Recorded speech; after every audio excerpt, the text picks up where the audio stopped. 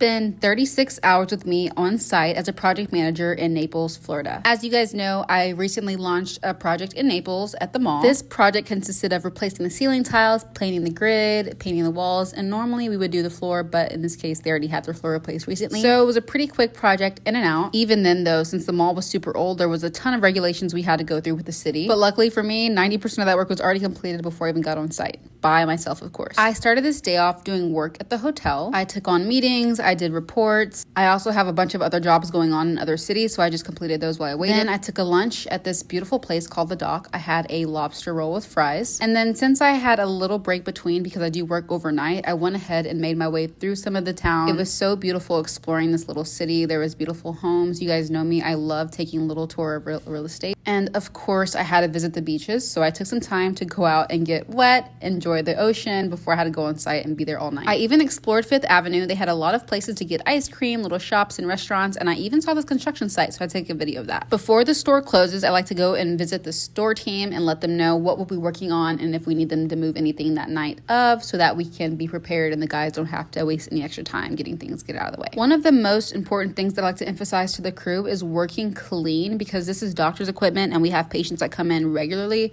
So dust is a really big issue throughout these projects because if you know, you know. Working in a live store is never easy. You have to always expect for the worst. There's material delays, it's dirty jobs, there's things that get pushed around and moved around. So before we even start these jobs, I always let the store team know what to expect before we get on site. And this is just a clip of me bringing in the fire extinguishers. They were required 2 10-pound that needed to be on site at all times or we were going to get in trouble by the inspector that could potentially come in at any time. The next day, I had a couple of hours before I got on the plane. So after I visited the store to check in with the store team, I went to the botanical gardens, which was absolutely beautiful.